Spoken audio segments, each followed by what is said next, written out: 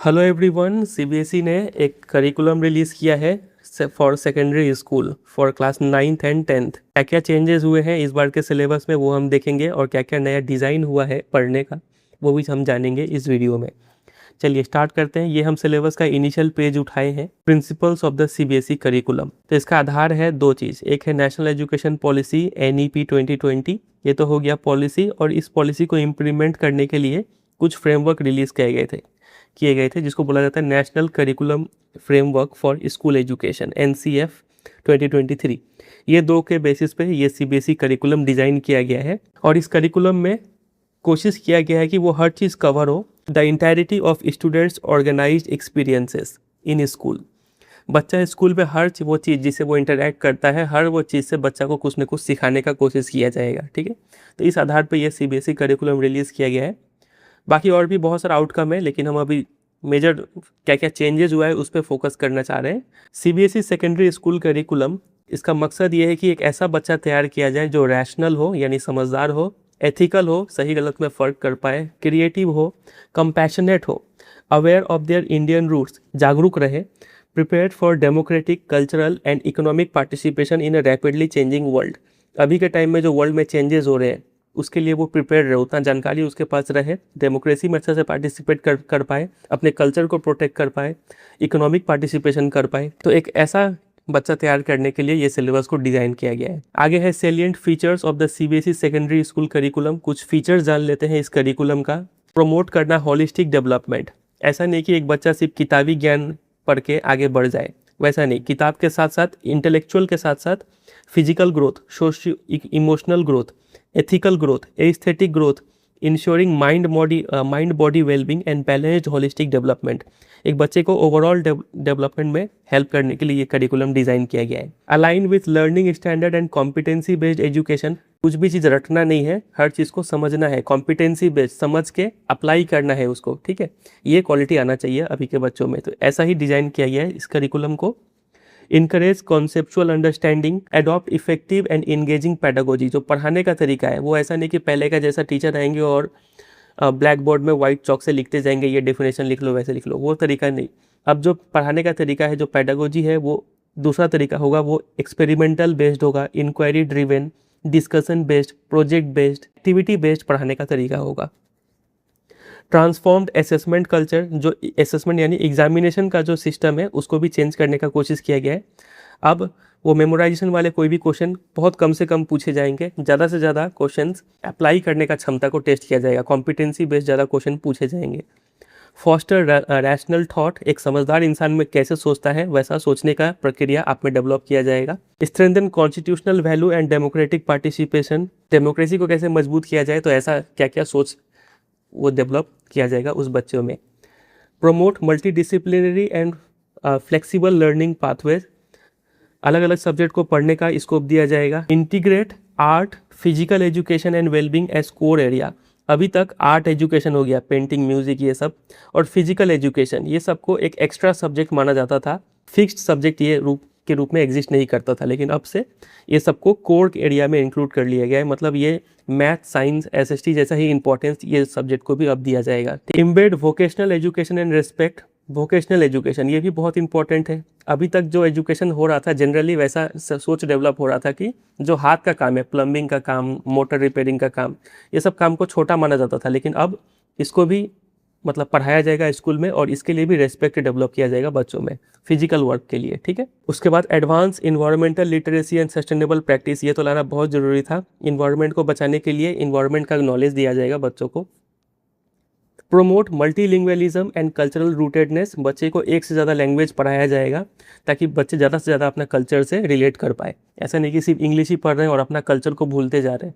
फिर ensure inclusive and equitable education. Inclusive education, समाज का जो हर वर्ग का बच्चा है, चाहे वो कास्ट बेसिस अलग अलग कास्ट का हो, अलग अलग इकोनॉमिक बैकग्राउंड का हो, कोई पैसा वाला गरीब, हर बच्चा को इस सिलेबस में जोड़ने का कोशिश किया गया है। सब बच्चा इस सिलेबस से रिलेट कर पाएंगे और अच्छा सीखेंगे।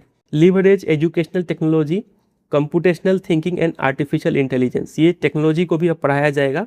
जिसका एक सब्जेक्ट आएगा आपके लिए CT एंड AI, मतलब computational thinking and artificial intelligence, ये सब्जेक्ट इंट्रोड्यूस किया जा रहा है इस बार से। चलिए, तो ये सब हो गया कुछ सैलेंट फीचर्स। अब देख लेते हैं curricular area at secondary level, कौन सा सब्जेक्ट आपको पढ़ना है क्लास 9th और 10th में। क्लास 9th में ये सब सब्जेक्ट इंट्रोड्यूस किए जा रहे हैं। पहला है लैंग्वेज, लैंग्वेज में भी 3 होगा, R1, R2 और R3। R1 मतलब फर्स्ट लैंग्वेज, R2 मतलब सेकेंड लैंग्वेज और R3 मतलब थर्ड लैंग्वेज। फर्स्ट लैंग्वेज और सेकेंड लैंग्वेज का बोर्ड एग्जाम होगा और थर्ड लैंग्वेज जो है इसका बोर्ड एग्जाम नहीं होगा, ये सिर्फ स्कूल के इंटरनल असेसमेंट में टेस्ट किया जाएगा। इसके अलावा है मैथमेटिक्स, जो कि पहले था मैथमेटिक्स बेसिक और स्टैंडर्ड का ऑप्शन दिया जाता था। अब ये बेसिक स्टैंडर्ड वाला सिस्टम खत्म हो रहा है क्लास 9th से, ठीक है, 10th में अभी भी है, 9th से ये सिस्टम खत्म हो रहा है। अगले साल यही 9th के बच्चे जब 10th में जाएंगे तो उनके लिए ये बेसिक स्टैंडर्ड वाला सिस्टम खत्म हो जाएगा। अभी के लिए मैथ्स में क्या किया जा रहा है, सिर्फ मैथ्स स्टैंडर्ड रहेगा एक और प्लस एडवांस रहेगा एक। ये ऑप्शनल है एडवांस वाला चीज़, अगर आपको मन है किसी बच्चे को लेने का तो वो लेंगे, नहीं मन है तो नहीं लेंगे, ठीक है। आगे डिटेल में बात करेंगे। अभी के लिए हमने जाना लैंग्वेज है 3 लैंग्वेज, मैथमेटिक्स 2 लेवल पे स्टैंडर्ड और एडवांस, साइंस भी 2 लेवल पे दिया जाएगा स्टैंडर्ड और एडवांस, और एसएसटी पहले जैसा ही है सिंपल सा 1 लेवल पे, ठीक है। तो ये 4 सब्जेक्ट तो पहले जैसे थे अभी भी है। इसके साथ साथ जो नया सब्जेक्ट है आर्ट एजुकेशन, जैसा कि आपको बताया पहले ये एक्स्ट्रा क्लास के रूप में पढ़ाया जाता था, एक्स्ट्रा एक्टिविटी था ये, लेकिन अब इसको कोर सिलेबस में इंक्लूड किया जा रहा है, ठीक है। तो आर्ट एजुकेशन हो गया। फिजिकल एजुकेशन एंड वेलबींग ये दूसरा नया सब्जेक्ट है। इसके बाद वोकेशनल एजुकेशन ये तीसरा नया सब्जेक्ट है जिसमें आपको वर्क सिखाया जाएगा। और चौथा है इंटरडिसिप्लिनरी एरियाज। अब ये एक सब्जेक्ट का नाम नहीं है, सब्जेक्ट इसके लिए एक बुक इंट्रोड्यूस होगा क्लास 9th में, इंडिविजुअल्स इन सोसाइटी, और क्लास 10th में इन्वायरमेंटल प्रैक्टिसेस, ठीक है। अभी आगे डिटेल में बात करेंगे। तो टोटल कितने हो गए, 1 2 3 4 5 6 7 8, टोटल यहाँ पे 8 सब्जेक्ट दिख रहे हैं। लेकिन और अच्छे से अगर इसको ब्रेक डाउन करेंगे तो लैंग्वेज में 3 है, CT एंड AI, वो यहाँ पे मेंशन नहीं है, वो इस साल अभी कंपलसरी नहीं है CT एंड AI, लेकिन अगले साल से ये कंपलसरी हो जाएगा क्लास 9th में। इस साल में CT एंड AI है लेकिन वो सिर्फ एज मॉड्यूल्स, यानी उसको छोटे छोटे चंक्स में ये सब सब्जेक्ट में ही इंक्लूड करके पढ़ा दिया जाएगा, ठीक है। एक सेपरेट सब्जेक्ट के रूप में CT एंड AI इस साल नहीं है, समझ गए।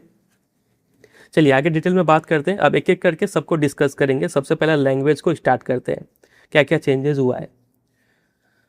तो लैंग्वेज में आपको पढ़ने के लिए ऑप्शन है 44 लैंग्वेजेस टोटल। तो 2 ऑफिशियल लैंग्वेज हो गया, हिंदी और इंग्लिश, इसके अलावा और 42 अदर लैंग्वेज है। तो इस 42 लैंग्वेज में आपका जो 8 शेड्यूल लैंग्वेज है, 8 शेड्यूल में जो लैंग्वेजेस है, 8 शेड्यूल में टोटल 22 लैंग्वेज है, 22 लैंग्वेज वो भी इंक्लूडेड है इसमें, ठीक है। इसके अलावा other Indian languages and foreign languages भी इंक्लूडेड है टोटल इस 44 लैंग्वेजेस में। ये कौन से 44 लैंग्वेज है, तो ये आपको नीचे टेबल 7 में दिया हुआ है, ठीक है। लैंग्वेज जैसा कि आपको बता दिए 3 लेवल पे अब लैंग्वेज आपको पढ़ना पड़ेगा, R1 R2 R3। R1 first language, R2 second language और R3 थर्ड लैंग्वेज, ठीक है। आपको पहले बता दिए कि थर्ड लैंग्वेज का बोर्ड एग्जाम नहीं होगा, ये सिर्फ स्कूल के इंटरनल असेसमेंट में टेस्ट किया जाएगा।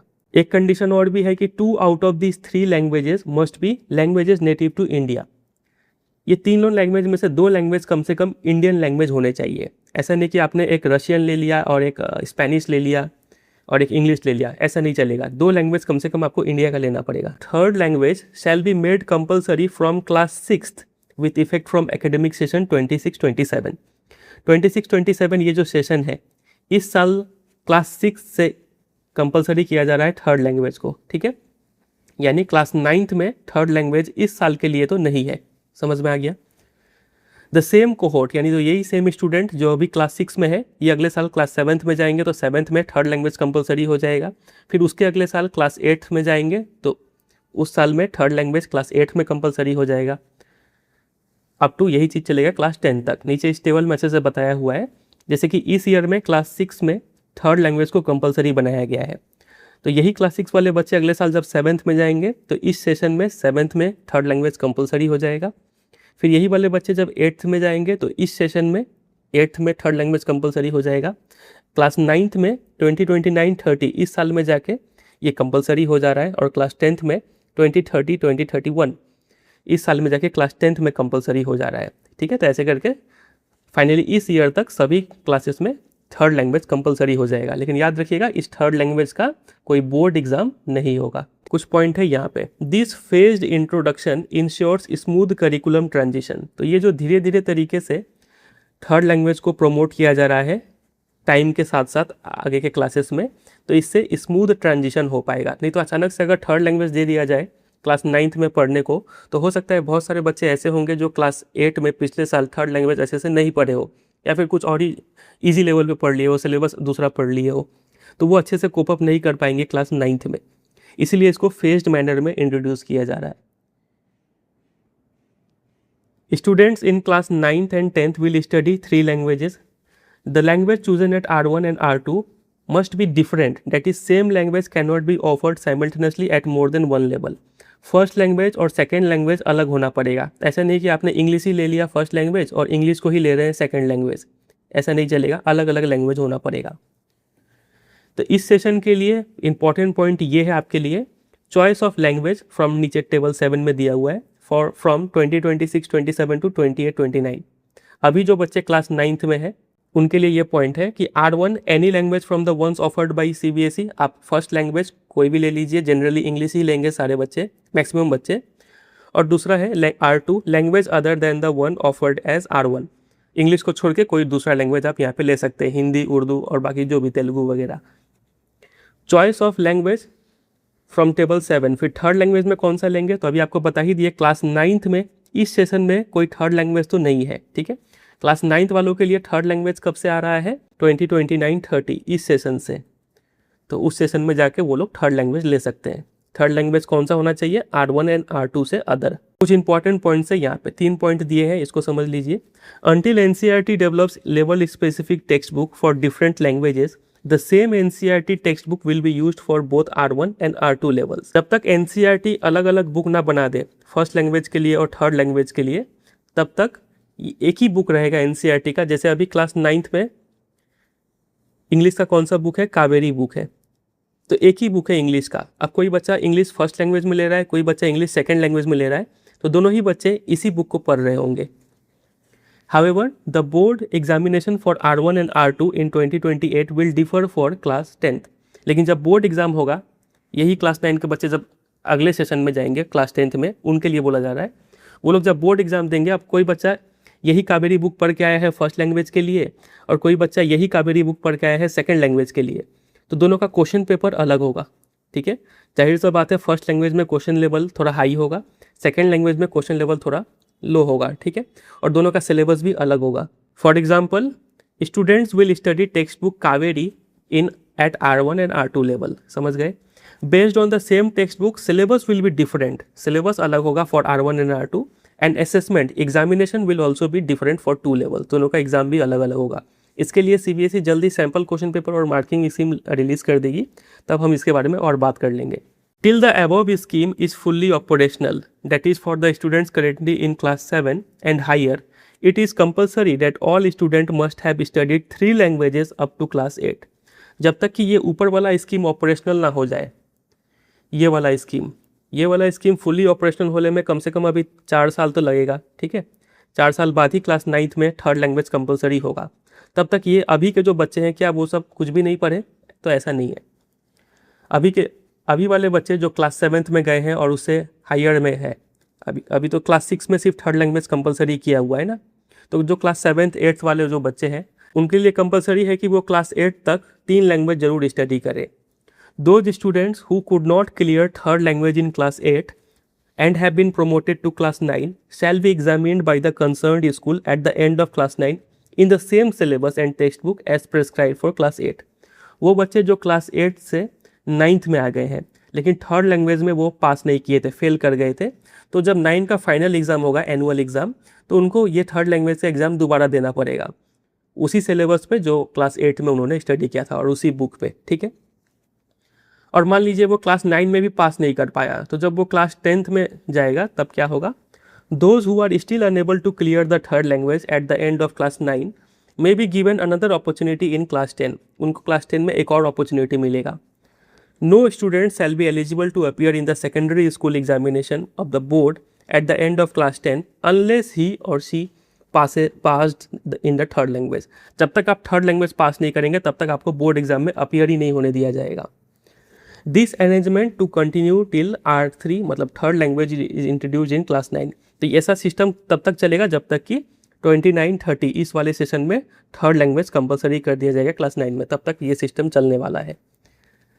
However children with special needs यानी जो दिव्यांग है are exempted from the study of the second and third language. उनके लिए थर्ड लैंग्वेज सेकेंड लैंग्वेज ये पढ़ना जरूरी नहीं है, ठीक है। फॉर रीजनल लैंग्वेजेस, हिंदी और इंग्लिश को छोड़ के जो बाकी रीजनल लैंग्वेज जैसे बंगला हो गया, तेलुगु हो गया, गुजराती हो गया, the board will continue to prescribe the text book being followed in classes in 9th and 10th in the respective state board.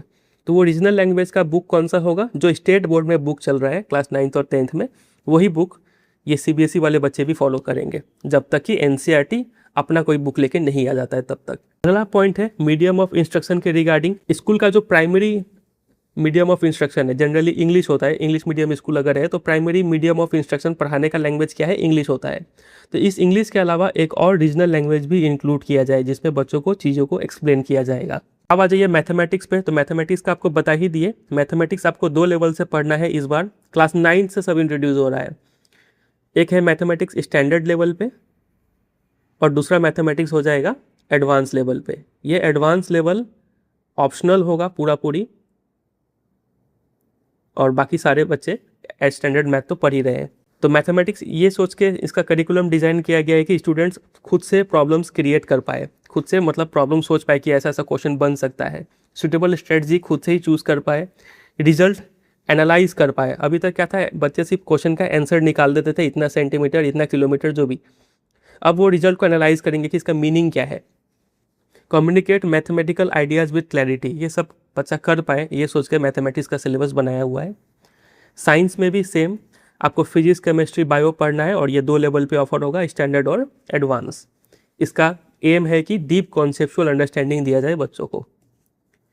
Science के बाद SST में आपको पहले जैसा ही हिस्ट्री, ज्योग्राफी, पॉलिटिकल साइंस और इकोनॉमिक्स पढ़ना है। फिर आगे आपका आर्ट एजुकेशन, ये नया आर्ट एजुकेशन में 3 एरिया पे फोकस किया गया है कि बच्चे को 3 चीज़ सिखाना है। पहला, आर्ट कैसे बनाया जाता है, मेकिंग आर्ट।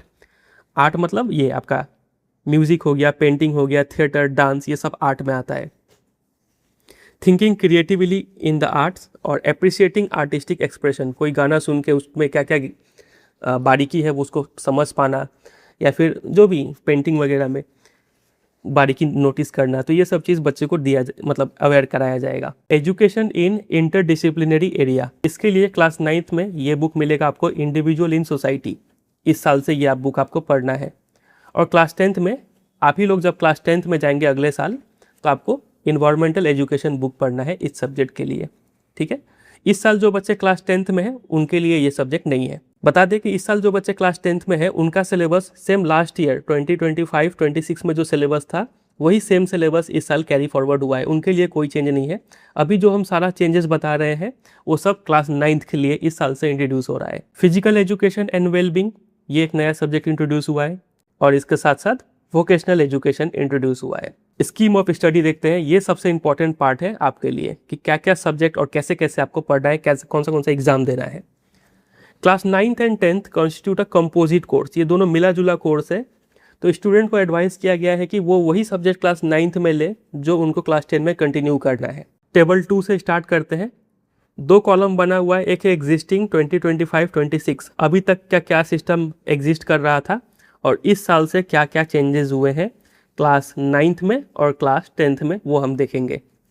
अभी तक क्लास 10th के लिए आपको 5 सब्जेक्ट कंपलसरी होता था, लैंग्वेज 1 यानी first language, second language, mathematics 2 level पे, बेसिक और स्टैंडर्ड, साइंस और SST, ये 5 का ही मेन बोर्ड एग्जाम होता था।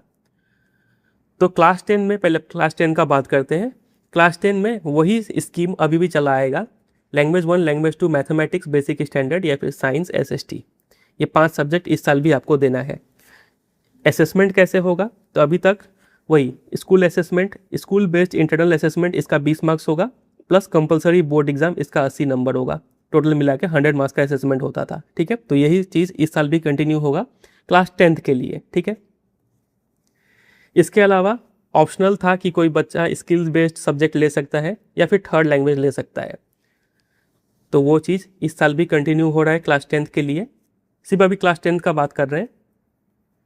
और ये सब सब्जेक्ट है health and physical education, work experience और आर्ट एजुकेशन। ये तीनों कंपलसरी हुआ करते थे और स्कूल में ही एग्ज़ाम होता था, इसका बोर्ड एग्ज़ाम नहीं होता था। तो वही सेम स्कीम इस साल भी है क्लास 10th के लिए, समझ गया। तो क्लास 10th में तो कोई चेंजेस नहीं हुआ है। क्लास 9th में बहुत चीज़ चेंजेस हो रहा है इस बार से। सबसे पहले लैंग्वेज 1, फर्स्ट लैंग्वेज पहले भी था, अभी भी स्टडी करना है आपको फर्स्ट लैंग्वेज। उसके बाद सेकेंड लैंग्वेज, थर्ड सब्जेक्ट है मैथमेटिक्स और मैथमेटिक्स एडवांस्ड, ये ऑप्शनल है एडवांस वाला। फिर साइंस में भी 2 लेवल पे है, साइंस और साइंस एडवांस और एसएसटी, ये 5 सब्जेक्ट तो है ही। इसके साथ साथ एक नया सब्जेक्ट इंट्रोड्यूस हो रहा है। पहला हो गया इंडिविजुअल्स इन सोसाइटी, वो इंटरडिसिप्लिनरी एरिया के लिए ये सब्जेक्ट आ गया एक। उसके बाद थर्ड लैंग्वेज तो अभी नहीं है, क्लास 9th में कंपलसरी नहीं है। क्लास 9th में थर्ड लैंग्वेज कब से आएगा, ये ऑप्शनल है अप टू 28-29 तक, यानी इसके बाद 29-30 इस सेशन से थर्ड लैंग्वेज भी हो जाएगा कंपलसरी। फिर आर्ट एजुकेशन हो गया, फिजिकल एजुकेशन एंड वेलबींग हो गया, 1, 2, 3 नए सब्जेक्ट आए हैं। फिर अगला है वोकेशनल एजुकेशन, ये चौथा नया सब्जेक्ट है। तो 4 नए सब्जेक्ट इंक्लूड हुए हैं क्लास 9th में। अब इन कलर कोडिंग को समझ लीजिए, जो ग्रीन से मार्क है इसका मतलब इसका एनुअल एग्जामिनेशन होगा।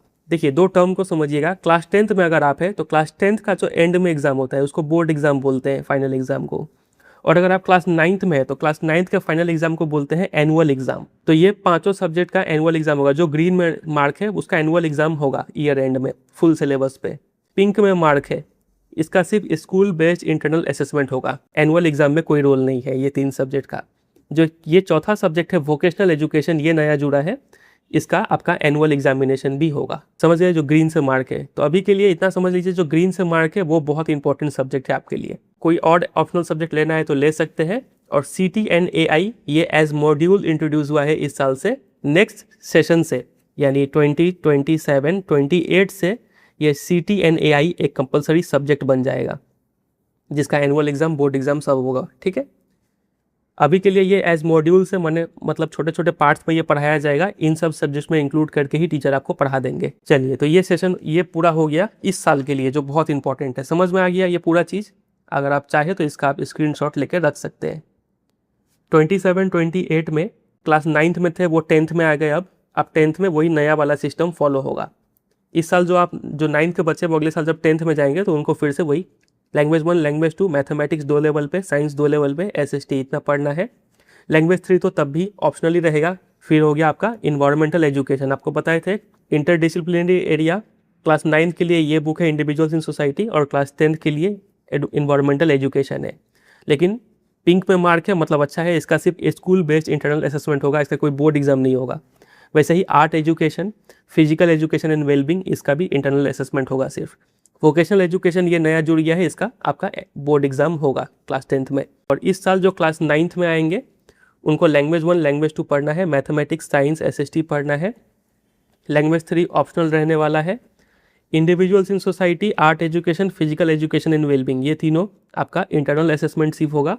CTNAI अभी तक जो मॉड्यूल्स में सिर्फ था, अब ये as a separate subject introduce कर दिया जाएगा नेक्स्ट ईयर से, क्लास 9th में। 10th में तो CTNAI तब भी नहीं है, ठीक है। अब ये वाले बच्चे जब नेक्स्ट ईयर क्लास 10th में जाएंगे तो उस साल में फिर CTAI 10th का बोर्ड एग्जाम में भी कंपलसरी हो जाएगा, ठीक है। ये रहा नेक्स्ट सेशन 28-29 में। आप देख सकते हैं ये 5 सब्जेक्ट तो है ही, इसके साथ साथ CTNAI 9th में भी रहेगा और 10th में भी रहेगा, तो ऐसा ही सिस्टम चलेगा। फिर 29-30 में आप देख सकते हैं थर्ड लैंग्वेज यहाँ पे इंट्रोड्यूस हो गया नया लेवल पे, ठीक है। लेकिन ये फिर से पिंक में मार्क है, मतलब इसका एनुअल एग्जाम नहीं होगा, सिर्फ इंटरनल असेसमेंट होगा। और ये वाले बच्चे जब 10th में जाएंगे तो उनका भी R3 होगा, लेकिन बोर्ड एग्जाम उसका नहीं होगा। ये रहा नेक्स्ट, आप यहाँ पे देख सकते हैं लास्ट सेशन 20-30-31 थर्ड लैंग्वेज आ जा रहा है क्लास 10th में, इसका भी सिर्फ इंटरनल असेसमेंट है, बोर्ड एग्जाम नहीं है। तो फेज्ड मैनर में धीरे धीरे हर क्लास में सब्जेक्ट इंट्रोड्यूस होगा। ये हो गया सब्जेक्ट के बारे में। कुछ इंस्ट्रक्शंस पढ़ लेते हैं। द एक्सटर्नल एग्जामिनेशन मतलब board examination conducted by CBSE eight the end of class 10 shall be based on the prescribed syllabus and competency for class 10th for the respective academic session। जो भी session में जो board exam होगा उस session में जो भी syllabus है उसी के बेसिस पे बोर्ड एग्जाम होगा। दूसरा, all candidates shall be required to appear in both component of assessment. Assessment का दो कंपोनेंट है, एक है इंटरनल असेसमेंट और एक है एक्सटर्नल असेसमेंट, दोनों में अपीयर होना पड़ेगा। No candidate shall be declared successful unless he or she pass has appeared in and completed both component of assessment in accordance with the prescribed scheme of examination. दोनों में ही आपको पास करना पड़ेगा। ये 20 नंबर में भी आपको 33% लाना है, 80 मार्क्स का पेपर में भी आपको 33% लाना है, तभी आप पास डिक्लेयर होंगे। एक में फेल कर गए तो नहीं होगा। Schools situated in foreign country में offer one compulsory language native to India in lieu of requirement of 2 Indian language applicable to schools located in India. हमने ऊपर पढ़ा था कि 3 लैंग्वेज पढ़ना है, R1, R2, R3।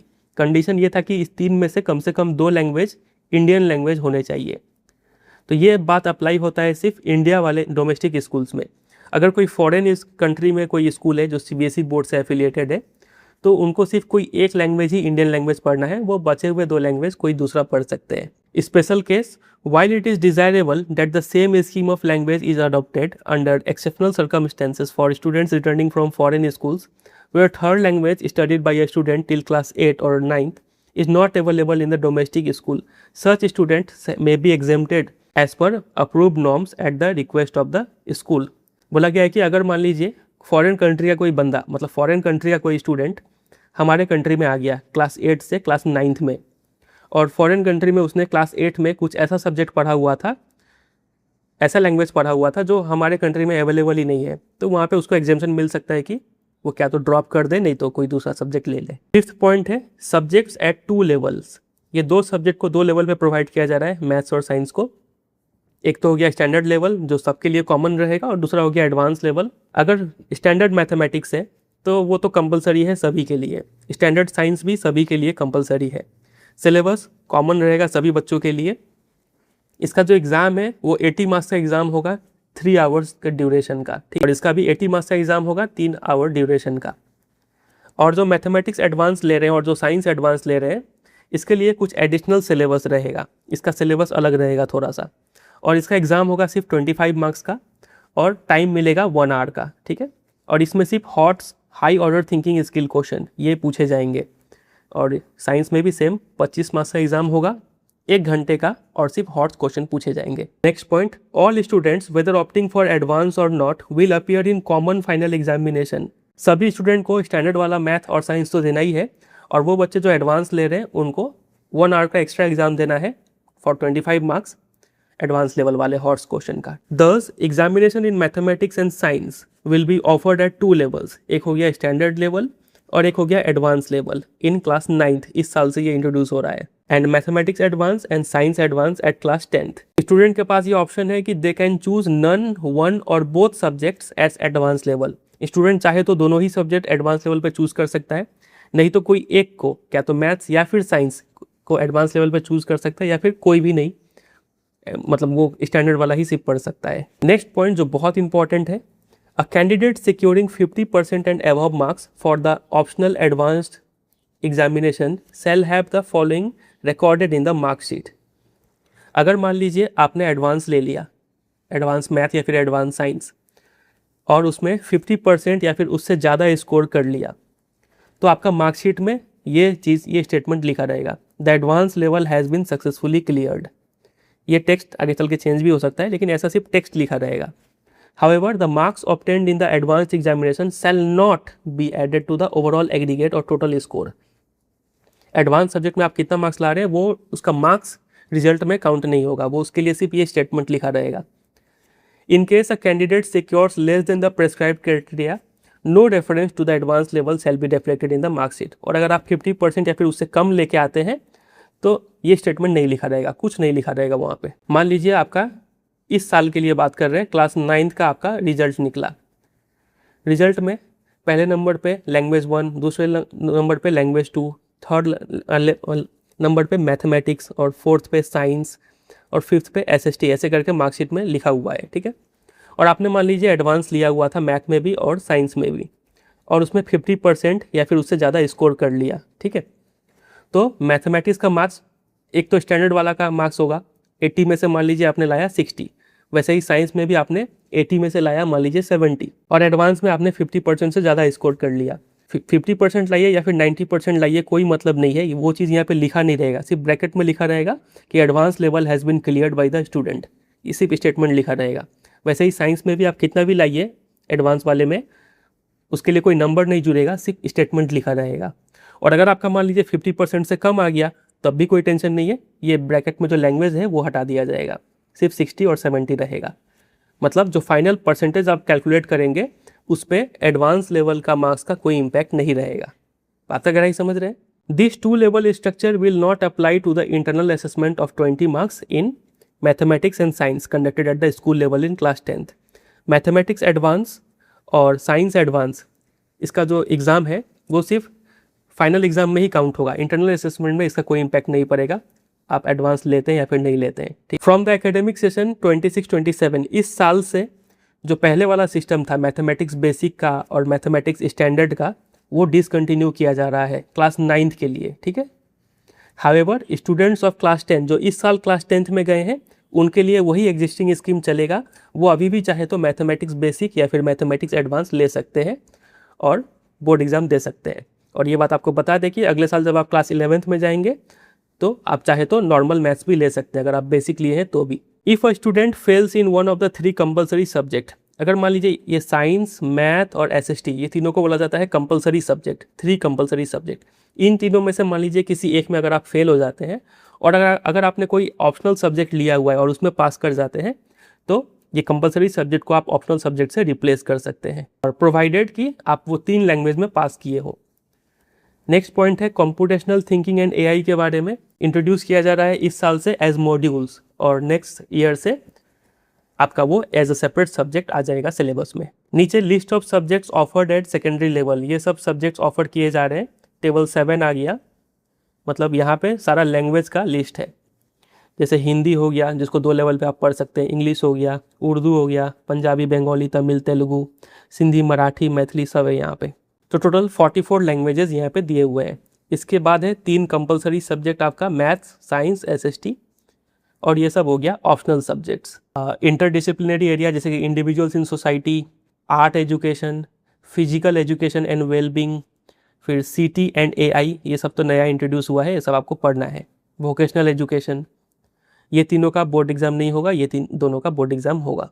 Instructional time, school में पढ़ाया जाएगा कितना घंटा वो तो स्कूल वाले डिसाइड करेंगे, बस ये बोला गया है कि ये सब subjects physical education and wellbeing, art education, vocational education, पहले इसको उतना इंपॉर्टेंस नहीं दिया जाता था, एज अ एक्स्ट्रा सब्जेक्ट पढ़ाया जाता था, अब इसको एज अ मेन सब्जेक्ट इसको ट्रीट किया जाएगा और वैसे ही पढ़ाया जाएगा। इसके लिए सेपरेट रूटीन में टाइम टेबल होगा। पढ़ना कैसा है वो तो समझ गए, अब एग्जाम का सिस्टम समझ लीजिए। क्लास 9th वालों के लिए क्या होता है, एनुअल एग्जामिनेशन होता है, ठीक है, और क्लास 10th वालों के लिए क्या होता है, बोर्ड या फिर एक्सटर्नल एग्जामिनेशन होता है।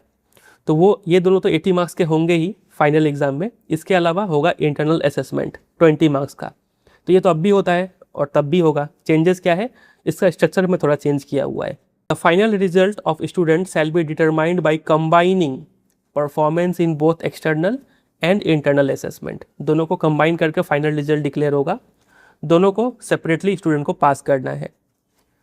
To be declared successful minimum 33% separately internal और एक्सटर्नल दोनों एग्जाम में लेके आने हैं। नेचर ऑफ क्वेश्चन पेपर कैसा होगा देखिए, जैसा कि अभी भी सिस्टम चल रहा है वही सिस्टम आगे भी चलेगा कि 50% क्वेश्चंस आपके कॉम्पिटेंसी बेस्ड होंगे। कॉम्पिटेंसी बेस्ड क्वेश्चंस कैसे होते हैं, तो ये केस बेस्ड क्वेश्चन हो गया, एक पैरा दिया जाएगा उसके ऊपर क्वेश्चन दिया जाएगा। Source based question, integrated data interpretation, situational कि आपको बोला जाएगा इमेजिन कीजिए आप होते तो क्या करते, एप्लीकेशन ओरिएंटेड, ये सब टाइप के क्वेश्चंस को कॉम्पिटेंसी बेस्ड क्वेश्चन कहा जाता है। तो ऐसा इस टाइप के क्वेश्चन 50% होंगे, मतलब 80 मार्क्स का पेपर में 40 मार्क्स का क्वेश्चंस कुछ इस टाइप के होंगे। और बचे हुए जो 40 मार्क्स के क्वेश्चन है वो कैसे होंगे, तो उसमें आपका हो गया MCQs, रिमेनिंग क्वेश्चंस, ठीक है, वो MCQs होंगे।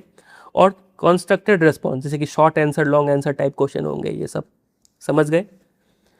तो पहले वाला ही सिस्टम अभी भी चलेगा, बस ये आगे चल के हो सकता है चेंज हो जाएगा। The paper incorporate real life context, diagram, passages, etc. to promote high order thinking skills and problem solving ability. Paper में ये सब चीज़ इंक्लूड किया जाएगा क्वेश्चन पेपर में। और क्वेश्चन पेपर ये सब सेक्शंस में बटे होंगे। सेक्शन ए जिसमें एमसीक्यूज होगा, सेक्शन बी और सी होगा शॉर्ट आंसर के लिए, डी होगा लॉन्ग आंसर के लिए, और ई होगा केस स्टडी बेस्ड क्वेश्चंस कुछ सब्जेक्ट में जैसे कि मैथ, साइंस में, एसएसटी में, और बीच में इंटरनल चॉइस तो होगा ही। तो पेपर पैटर्न पहले जैसा ही है। इसके लिए सीबीएसई अलग से सैम्पल क्वेश्चन पेपर और मार्किंग स्कीम रिलीज कर देगा, तब हम और डिटेल में बात कर लेंगे। ग्रेडिंग सिस्टम कैसा होगा, तो क्लास 10th में ये सब ग्रेड्स आपको दिया जाएगा। कैसे दिया जाएगा, तो जितने भी बच्चे पास किए हैं क्लास 10th उन सब का लिस्ट बनाया जाएगा। सबसे पहले रैंकिंग तैयार किया जाएगा कि ये सब बच्चे पास किए हैं on the basis of marks. ठीक है, मार्क्स के बेसिस पे पूरा रैंक बनाया जाएगा। मान लीजिए टोटल 800 बच्चों ने पास किया क्लास 10th में। ठीक है, सबको सीरियली अरेंज कर लेंगे सबसे पहले। उसके बाद जो टॉप 1/8 है, 800 का 1/8 कितना होगा, तो यह आ जाएगा 100। यानी जो टॉप 100 बच्चे हैं उन 100 बच्चों को दे दिया जाएगा A1 ग्रेड। ठीक है, उसके बाद नेक्स्ट 1/8 यानी नेक्स्ट 100 बच्चे हैं उनको A2 ग्रेड दिया जाएगा। उसके बाद नेक्स्ट 100 बच्चे को B1, वैसे ही फिर आगे चल के B2, फिर C1, C2, D1, D2 ऐसे ग्रेडिंग दिया जाएगा। D2 आते आते तक पूरा 800 बच्चा कवर हो जाएगा। उस 800 के बाद वाला का जो लिस्ट है वो तो सब फेल कैंडिडेट है, उनको ई दिया जाएगा यानी इसेंशियल रिपीट।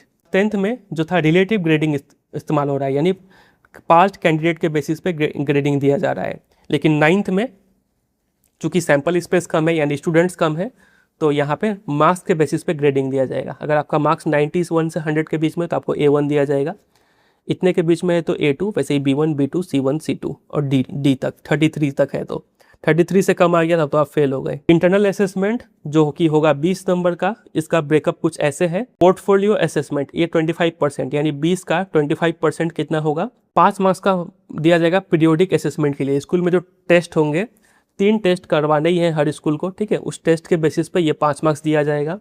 मल्टीपल असेसमेंट में जैसे कि presentation, observation, quiz, experiment, project ये सब आ जाता है, इसके लिए आपको 5 नंबर मिलेगा। नेक्स्ट पोर्टफोलियो मतलब आप वर्क, प्रोजेक्ट, रिफ्लेक्शन ये सब कैसा कर रहे हैं, रिकॉर्ड कैसा मेंटेन कर रहे हैं, तो इसके लिए आपको 5 नंबर दिया जाएगा। और स्टूडेंट एनरिचमेंट एक्टिविटी, इसके लिए मतलब सब्जेक्ट बेसिस पे, जैसे इंग्लिश सब्जेक्ट में आप कैसा लिख रहे हैं, कैसा बोल रहे हैं, कैसा बात कर रहे हैं, कैसा आर्गूमेंट कर रहे हैं, साइंस वाले में कैसा एक्सपेरिमेंट कर, उसके बेसिस पे आपको 5 नंबर दिया जाएगा। तो टोटल हो गया 5, 5, 5, 5, 20 नंबर। ठीक है, वो बाकी स्कूल वाले जब कराएंगे ये सब एक्टिविटी के बेसिस पे आपको नंबर दिया जाएगा। ये सबको स्टूडेंट एनरिचमेंट एक्टिविटी कहा जाता है। बाकी आगे का जो टॉपिक है वो स्कूल वालों के लिए है और टीचर वाले के लिए है, तो वो लोग देख लेंगे।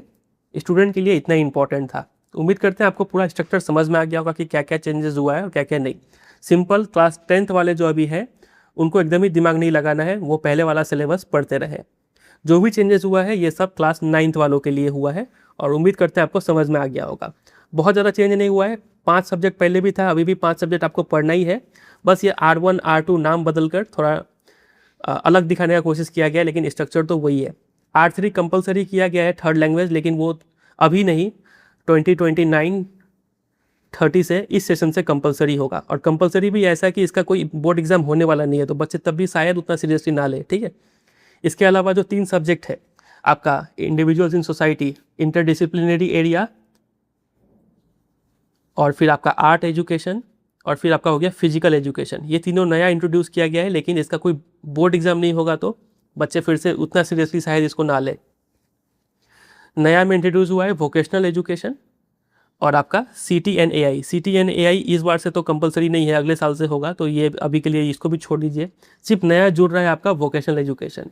इस साल जो क्लास 9th में है तो उनको 5 जो मेजर सब्जेक्ट हो गए, और उसके अलावा एक वोकेशनल एजुकेशन, ये मेन इतना एग्ज़ाम देना है, फाइनल एग्ज़ाम। ठीक है, इतना याद रखिए।